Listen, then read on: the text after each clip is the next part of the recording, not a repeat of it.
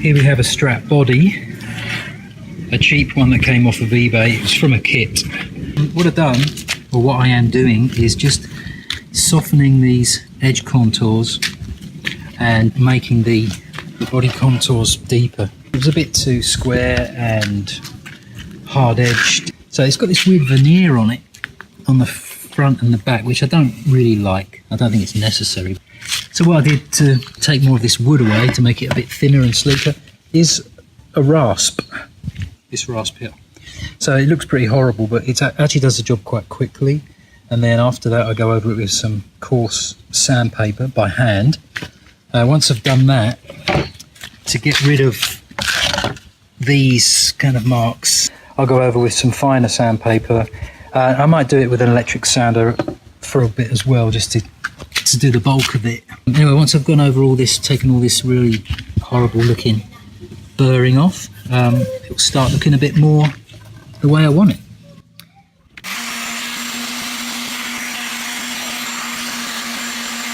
So on the front side, I actually took all the veneer off.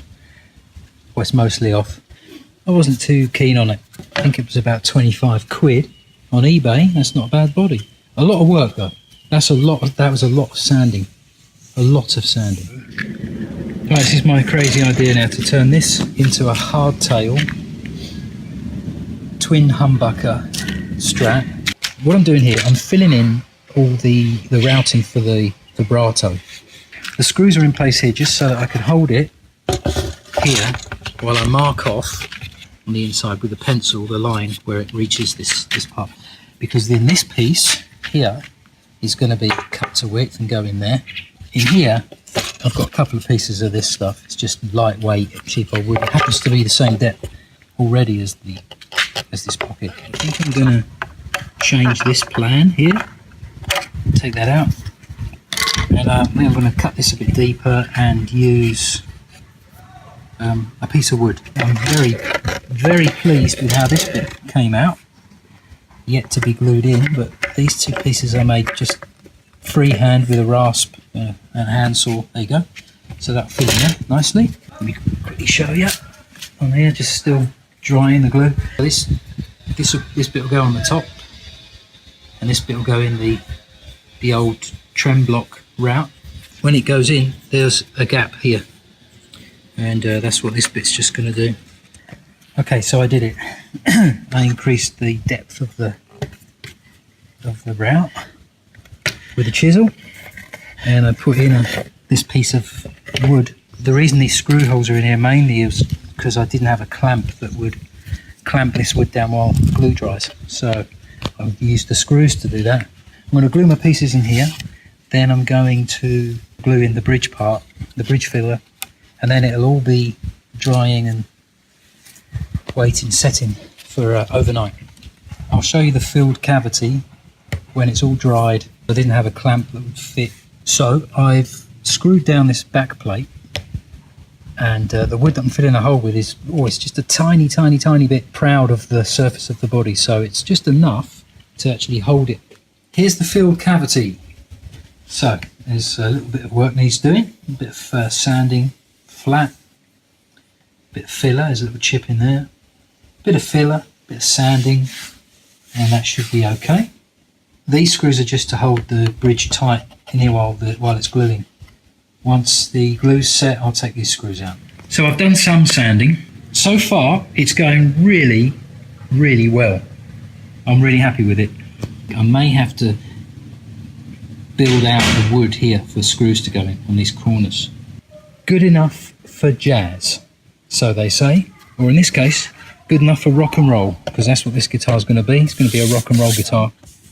I filled in these holes, and what I decided to do is fill in quite a large amount of the area around these patches, and then when I sanded it back, where you can still see the filler was where the surface of the body was uneven, but you couldn't really see it. And then on the back, likewise, done the same thing. So it doesn't look very even, but to touch, it is. So I've put in these little bits of wood, I've shaped them all to fit in, and then filled in any gaps that were there. As you can see, it doesn't look that pretty, but it's all smooth and flush regardless of what it looks like. This was just to make sure there was enough material underneath the pickup rings when they go in. It's just been sanded with 100 grit so far, so it's quite smooth, but it's not perfect. So the next thing to do is the neck pocket. I need to make it a bit deeper. I'm waiting for the right bit to arrive for my new router to do that, my trim router. And also waiting for a hardtail bridge to arrive so that I can measure it out on the body with the neck on. Primer finished, first coat anyway. It's probably all I'll need. I'll give it a quick sand back when it's dried, fully dried. So the white has now gone on, the base coat. This is actually 2 cans of white. I might do another white before I go on to the next layer, which will be the beginning of the final colour. Okay, there's been a few mistakes, but nothing too drastic. I did try a layer of fluorescent white, and I don't know if you notice it, but it's not very easy to use. Anyway, it's only for a very minor detail of the final finish, so we'll see what happens. I've actually sanded it back a bit because of the fact it didn't go on very evenly, so I don't think you're supposed to do that with fluorescent. Here is a white sticker. This is originally is for a car. This is going to go up the middle of the body. Hopefully we're going to have some interesting effect on the final finish. Here is a yellow coat, which is going to form the foundation for the next layer. The reason I put this solid yellow on first is because the layer I'm about to put on needs something strong underneath it because it's a little bit fussy and it might not cover with the right colour if it hasn't already got a similar colour underneath. So there's a clue as to what it is. Now we have a layer of fluorescent yellow on here. Went on easier than I thought actually. I tried some fluorescent white earlier and it was problematic. This seems to be a lot easier. The next stage is very, very tricky. It's going to take some time and maybe fraught with some mistakes, some problems, who knows. So now we have some white racing stripes. I managed to get it all around the back and the front. It was a bit tricky. I don't think I did too badly, but anyway, it's not bad. Well, this has come out absolutely nothing like I was intending it to. I thought that spraying candy red over bright yellow would result in this nice kind of deep orange colour. The only thing that's a real disappointment is that these stripes didn't do anything. I thought the white underneath the red would be like red and the yellow underneath the red would create orange, so there'd be 2 contrasting colours, but no, it all looks the same colour. So the stripes are kind of a waste of time. There is a layer of what is called on the can candy gold. It's like a clear with very fine gold speckles in it, which I've put over the top of the red. So the clear has now been applied and it's going to dry and cure for some time before it gets all rubbed back and assembled and played. So can't wait for that, but I've got to be patient. From off stage it will look pretty cool, I think. If you get up really close you can see there are some sloppy little bits. Well, they were so tricky to get right. Thanks to my cat there for his little hair that got under there, and thanks here to a mosquito who just landed on there and needed quickly wiping away while it was wet. So thanks for that, mate. It ain't too bad. It's not perfect, but once it's put together, if it plays really well and sounds really good, that's really all I care about now. It reminds me a bit of Starsky and Hutch now with the colours.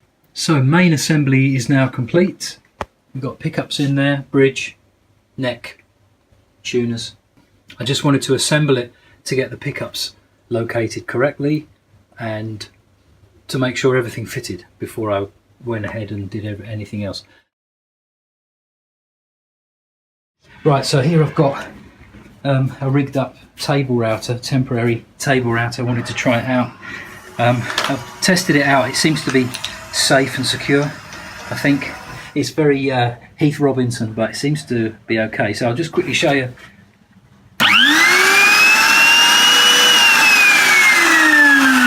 works, nothing's rattling or shaking around. I'm going to get on and try this pickguard now. I'm going to try and cut this clear bit of plastic.